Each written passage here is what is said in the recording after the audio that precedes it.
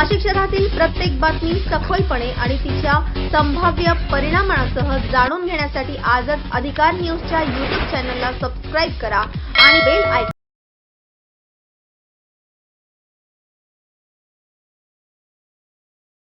महाराष्ट्र सरकारच्या आरक्षण उपवर्गीकरणाच्या निर्णयाच्या नावाखाली आरक्षण संपविण्याच्या षडयंत्राच्या विरोधात नाशिकमध्ये सकल आंबेडकर समाजातील घटकांची बैठक hotel royal heritage Shalimar Nashik येथे नुकतीच संपन्न झाली आहे। यासाठी समस्त आंबेडकरी समाज बांधवांच्या वतीने आरक्षण उपवर्गीकरण विरोधी संघर्ष समितीच्या एकाच छताखाली 18 पगड जातीयांना एकत्रित करून येत्या 22 ऑगस्ट 2026 रोजी अनंत कान्हेरे मैदान ते नाशिक जिल्हाधिकारी कार्यालय येथे एल्गार महामोर्चाचं आयोजन करण्यात आलं असून नाशिक जिल्हाधिकारी यांना निवेदन देऊन महासभेचं आयोजन करण्यात येणार आहे।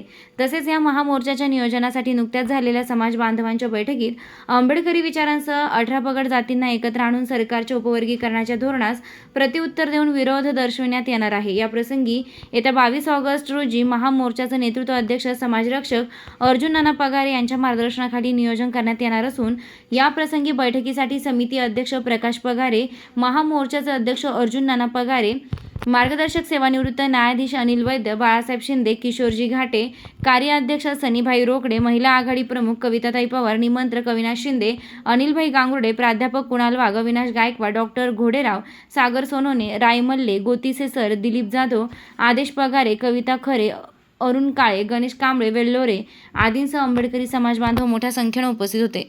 वृत्तसंकलन अधिकार न्यूज, संचालक संपादक प्रवीण नेटावणे, नाशिक रोड, नाशिक।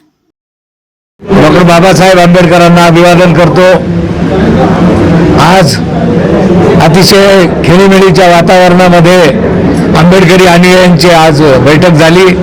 या बैठकीमध्ये 22 ऑगस्टला जो मोर्चा आपण जाहीर केलेला आहे त्या मोर्चाचं नेतृत्व सर्वानुमते समाजरक्षक अर्जुन नाना यांच्याकडे सोपवण्यात आलेलं आहे आणि हे सोपवित असताना तमाम आंबेडकरी जनतेनं 22 ऑगस्टला या मोर्चासाठी अतिशय लाखोंच्या संख्येनं उपस्थित राहावं असं आवाहन आरक्षण उपवर्गीकरण समिती नाशिक जिल्ह्याच्या वतीनं मी करतो व नेतृत्व अर्जुन नाना पगारे यांच्यावर सोपवून अनेक मार्गदर्शक या मोर्चाचे राहणार आहेत, अनेक निमंत्रक या मोर्चाचे राहणार आहेत, अनेक फॉलोअर्स जे रील्स मास्टर आहेत त्यांच्यावर ही जबाबदारी सोपवण्यात येणार आहे। मोर्चा हा 22 ऑगस्टला 11 वाजेला गोल्फ क्लब मैदानावरून निघेल आणि त्याचबरोबर तो महात्मा गांधी रोडवरून तो कलेक्टर कचेरीवर येईल। तत्पूर्वी शिवाजी रोडला बाबासाहेब आंबेडकरांच्या पुतळ्याला अभिवादन करण्यात येईल आणि अशा मार्गाने जाऊन तो शुभेच्छा चौफुलीमध्ये तो स्थिरावेल आणि एक महासभेचं प्रचंड अशी जाहीर सभेचं नियोजन तो मोर्चा आटोपल्यावर होणार आहे। तरी समाज बांधवांनी या मोर्चासाठी लाखोंच्या संख्येनं उपस्थित राहावं असं आम्ही सर्वांच्या वतीनं, तमाम आंबेडकरी चळवळीतल्या नेत्यांच्या वतीनं, पक्ष संघटनांचे प्रमुख यांच्या वतीनं, भारतीय बौद्ध महासभेच्या वतीनं आणि तमाम संघटना आणि पक्षाच्या वतीनं या मोर्चासाठी उपस्थित राहण्याचं आवाहन करत आहोत। जय भीम।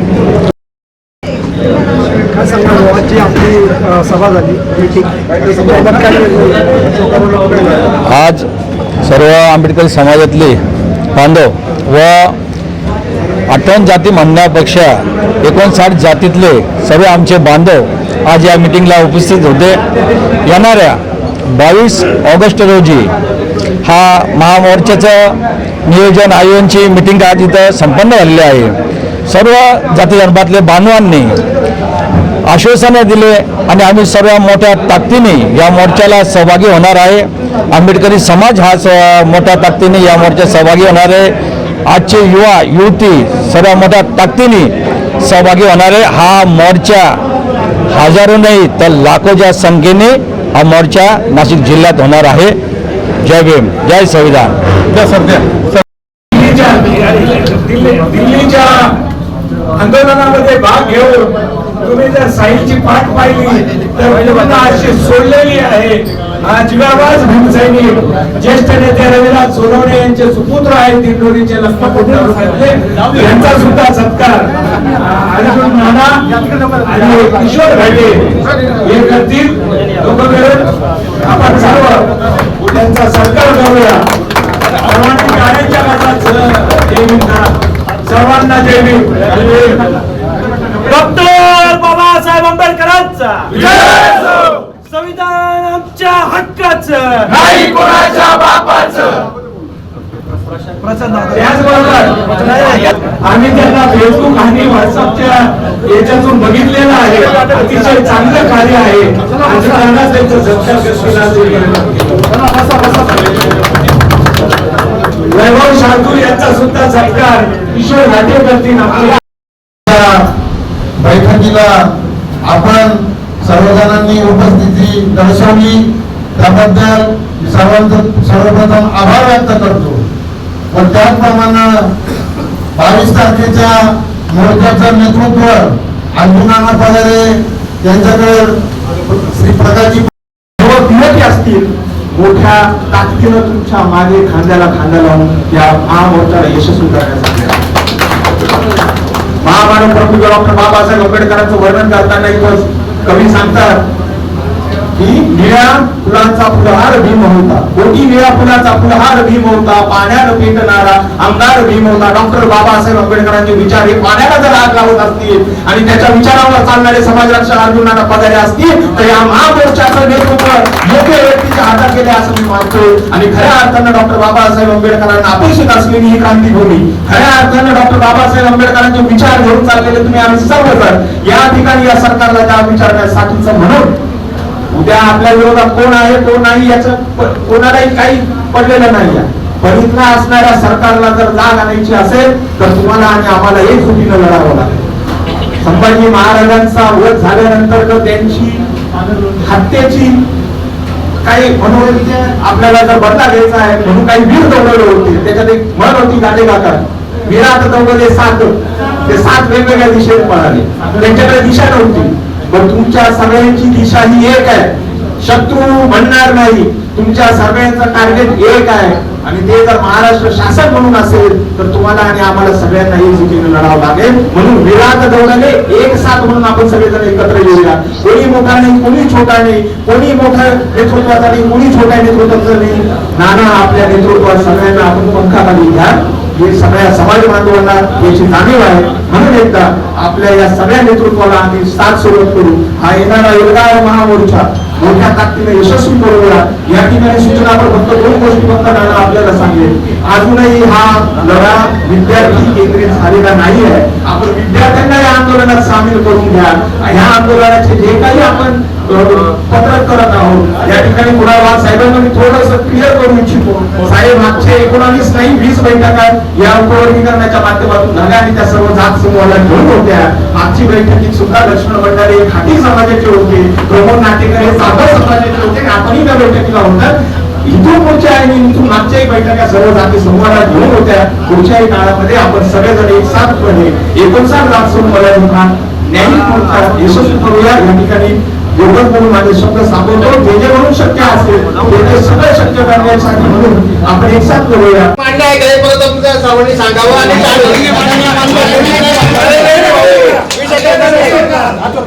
सर्वांनी हात वरती करा. ऐकून घ्या भाऊ मला माहिती आहे सर्व. भारतामध्ये जर बाबासाहेब नसते तर आज आपल्याला खाली बसावं लागलं असते. आपल्या सगळ्यांना कल्पना.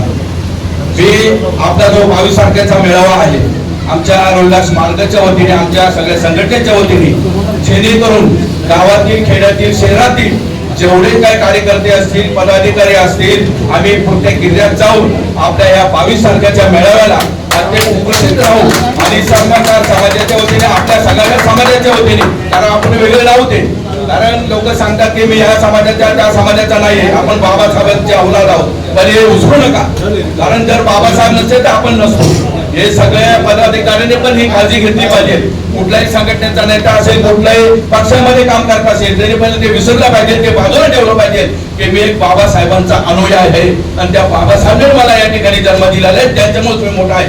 म्हणून मी सगळ्यांना विनंती करेन की मोर्चासाठी सगळ्यांनी आवर्जून सगळीकडे प्रचार माध्यम करावा आणि मी स्वतःहून सगळ्या समाजाला प्रचार माध्यमातून सादर करेन. जय हिंद जय भीम जय रोहिदास. विजन महत्वाचं आहे. याच्याबद्दल कोणीतरी बोला आता. मला असं वाटतंय जे पाण्याचे बॉटल्स लागतील तर ते नियोजन मी घेतो असं मला वाटतं. सर्व पाणी घेऊन चालला, दोन नाश्ता बी घेतला पाहिजे असं आमचं म्हणणं आहे. अर्जुन नाना माझ्या सोबत असेल तर नाश्ता काय जेवणाची तयारी होती. काळजी करू नका. तुम्ही सांगितलं समाजाचं काम आहे आणि समाजाचं देणं येतं त्या टायमाला त्यांनी आलंच पाहिजे हे माझं म्हणणं आहे. जय हिंद. सॉकर्सला जो आपल्याला काढायचा आहे त्या संदर्भामध्ये नाशिक जिल्ह्यामधले सर्व ज्येष्ठ नेते, नवीन नेते जे तयार झाले, या सर्वांचं सर्वजण इथं खूप त्यांचं मी स्वागत करतो. सगळ्यात महत्वाचं असं आहे की आपण थोडक्यात फक्त मोर्चाविषयी बोलूया, समितीविषयी सगळ्यात हे बघा, याचं तुम्हाला सांगू का काय आलं, कोलकोल समिती, बातम्या काय आल्या, ऐका बातम्या काय आल्या, अण्णासाहेब कटारे निमंत्रण, प्रकाश पगारे, मी त्याच्या तोंडावर सांगतो बातम्या काय आल्या, प्रकाश पगारे निमंत्रण, नाही मीडियामध्ये बातम्या आल्या सांगतो, म्हणजे आम्हाला आपण सर्वांनी मिळून नाशिक जिल्ह्यात उपवर्गीकरण या विषयावर मोर्चाचं नियोजन केलेलं आहे. नियोजन करत असताना समाजातल्या सर्वात शेवटच्या माणसापर्यंत हे माहीत पाहिजे की आपलं आरक्षण धोक्यात आलेलं आहे आणि ते वाचवण्यासाठी या मोर्चाचं नियोजन केलेलं आहे. त्यामुळे इथे आपण सर्वजण फक्त समाज म्हणून आहे, कुठलंही राजकारण नाही हे मी पहिल्यांदा या ठिकाणी नमूद करतो. फक्त समाज म्हणून आपल्याला सगळ्यांना एकत्र यायचंय. जो कोणी व्यक्ती ज्या ज्या पक्षात काम करत असेल तो त्या त्या पक्षात त्याच्या ठिकाणी काम करू शकतो. काही लोक आपली समिती बनवलेली आहे, ते त्या समितीमध्येही काम करू शकता. कोणालाही कुठलंही बंधन नाही की तुम्ही ह्या मोर्चात सहभागी होताना तुम्ही इकडे काम करू नका, तुम्ही या तुमची समिती नाही पाहिजे. प्रत्येकाने आपल्या आपल्या जागेवरच काम करायचंय. फक्त उद्देश एवढाच ठेवायचा आहे की आपल्याला हा जो महामोर्चा आहे, हा महामोर्चा आपल्याला सक्सेस करून दाखवायचा आहे आणि या सरकारला दाखवून द्यायचंय की आम्हाला उपवर्गीकरण नकोय, कारण आमच्या लेकरा बाळांचं भविष्य हे आमच्या समोर उभं आहे. त्यासाठी आता मी प्रस्तावनामध्ये अजून काही जास्त बोलणार नाहीये. या ठिकाणी मी फक्त एवढंच नमूद करतो की या ठिकाणी जेवढे लोक या ठिकाणी उपस्थित झाले सगळ्यांचं आंबेडकरी चळवळीत योगदान आहे हे सगळ्यांना माहिती आहे. मला असं वाटत नाही की असा कोणताच नवीन चेहरा नाही की ज्याला कोणी ओळखत नाही. त्यामुळं प्रत्येकाने मुद्दाम करून माझं बोलण्याचं वाईट वाटून घेऊ नका की मी असं केलं, मी असं करतोय किंवा आम्ही असे मोर्चे काढले, आम्ही एवढे आंदोलन केले, हे सगळं न बोलता वेळ कमी आहे, सगळ्यांना बोलायला वेळ भेटला पाहिजे. फक्त 2 मिनिटात आपण मोर्चासाठी काय केलं पाहिजे आणि मोर्चा करत असताना आपण काय चुका नाही केल्या पाहिजे, काय केलं पाहिजे, मोर्चा सुरळीत कसा झाला पाहिजे, मोर्चाला गालबोट नाही लागलं पाहिजे, या दृष्टीने मोर्चाचं नियोजन सर्वांनी करावा. मोर्चाचं नियोजन करत असताना जर काही लोक इच्छुक असतील किंवा त्यांना या मोर्चा समितीमध्ये त्यांना पूर्ण 100% सक्रिय सहभाग घ्यायचा आहे, त्यांनी आपलं नाव द्यायचंय. नाव दिल्यानंतर सगळे मिळून आपण त्यांना काय काम करायचं काम ठरवून देऊ आणि त्यानंतर आपण पुढच्या मोर्चाची दिशा ठरवून घेऊ. मी जास्त न बोलता एवढंच म्हणून माझे 2 शब्द थांबवतो आणि यानंतर आपले अभ्यासक आणि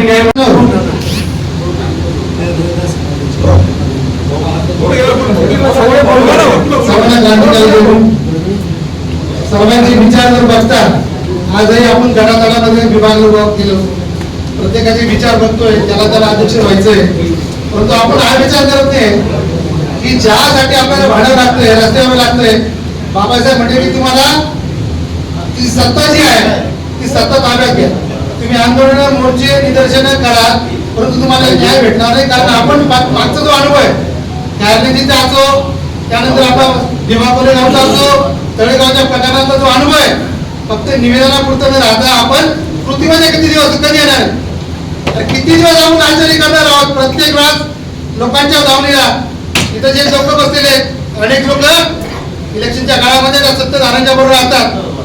तुमचे हे आंदोलन मोर्चांमध्ये काही होणार नाहीये. माझी प्रामाणिक सगळ्यांना विनंती आहे, आपण बाबासाहेब मानणार आहोत ना, तर आपण हे सगळे गटातटा विसर्जित करून कुठल्या पक्षात काम करणार आहोत की जो पक्ष बाबासाहेबांचे विचार घेऊन पुढे जाणार. अनेक वर्षामध्ये बघतो आपण, अरे 60-60 वर्ष आपली 40-40 वर्ष झाली चळवळीमध्ये, अरे भिका आठवडवाणी आपण नगरसेवक पदासाठी लोकांच्या दारामध्ये जातोय आणि ते लोक आज तुमचे आरक्षण उपयोगाचा विषय आज ठामपणे मांडतात. व्यासपीठ पण नाही. खरं हे जेव्हा उपवर्गीकरणाचा घंटा वाजला आपल्या सगळ्याच्या डोक्यामध्ये सुरू झालं उपवर्गीकरण. किती लोकांच्या डोक्यामध्ये घुसलंय की उपवर्गीकरण म्हणजे काय, हा पहिला मुद्दा आहे. कुणाला जवळजवळ 75%, 80%, 90% लोकांना उपवर्गीकरणच माहिती नाही. आणि ज्यांना माहिती आहे त्यांनी आपल्यापर्यंत पोहोचलं, आपल्या लोकांना ज्यांना माहित नाही त्यांच्यापर्यंत पोहोचण्याचं कामही केलं नाही. ही मोठी शोकांतिक आहे.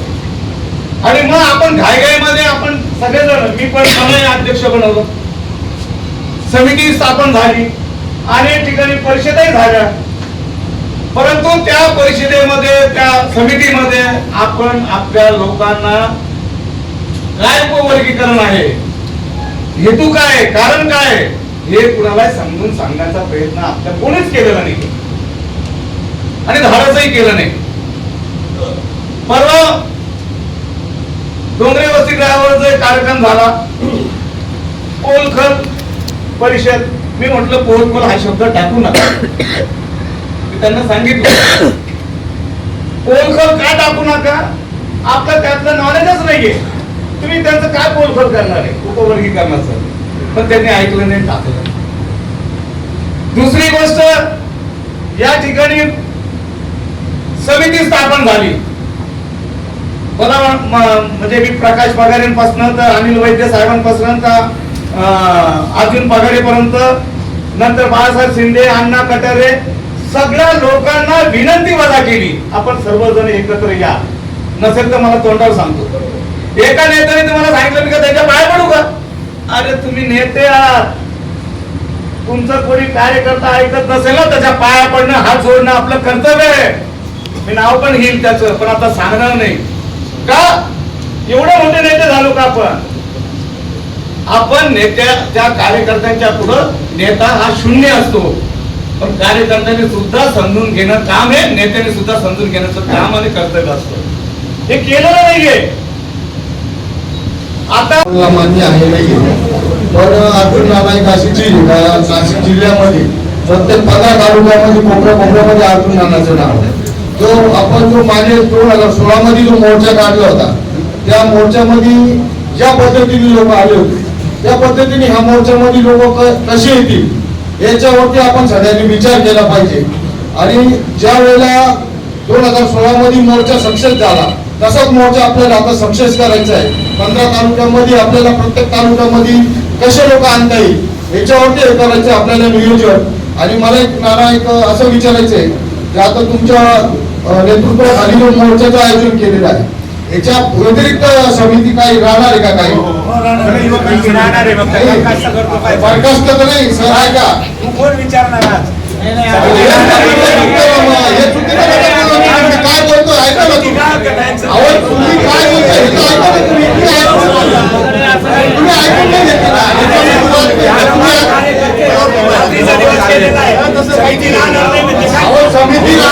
समितीचा विषय नाही घेतला.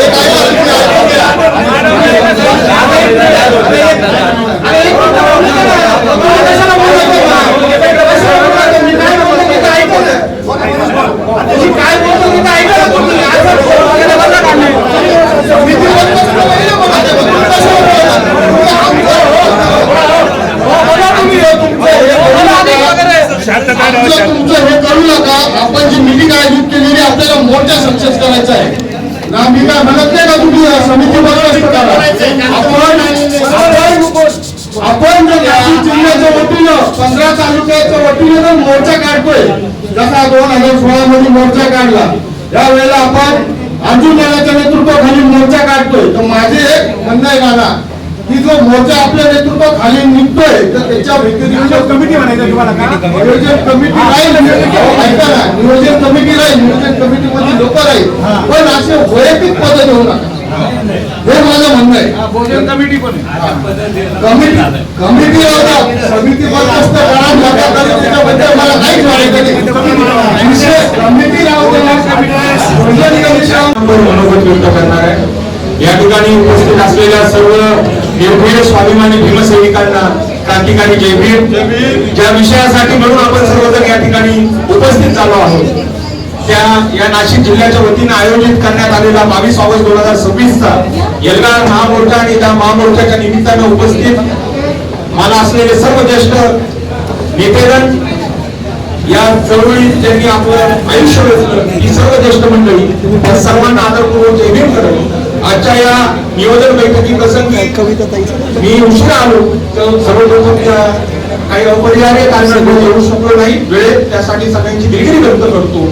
सगळ्यात महत्त्वाचं, गेल्या 3 महिन्यापासून आरक्षण उपवर्गीकरण विरोधी संघर्ष समितीच्या माध्यमातून या नाशिक जिल्ह्यात आणि शहरात एक आगळं आंदोलन या ठिकाणी समाज बांधवांनी आपल्या खांद्यावर घेतलं आणि त्याची परिसीमा म्हणून आज आपण या ठिकाणी आरक्षण उपवर्गीकरणाच्या विरोधात, या सरकारच्या विरोधात एक एल्गार असा पुकारत आहोत की हे जुलमी सरकारच्या विरोधात ज्यांना तुम्हाला आम्हा सर्वांचं आरक्षण बंद करण्याचं ठरवलं आहे त्या सरकारला जाग करण्यासाठी म्हणून हा महामोर्चा असणार आहे. येताना मला कळालं की या महामोर्चाचं नेतृत्व ज्यांच्या खांद्यावर म्हणून आपण देतो आहोत, ज्यांना चेहरा म्हणून आपण बघत आहोत, ते या महाराष्ट्राचे आश्वासक म्हणून त्याकडे आमच्यासारखे करून बघतात, ते समाजरक्षक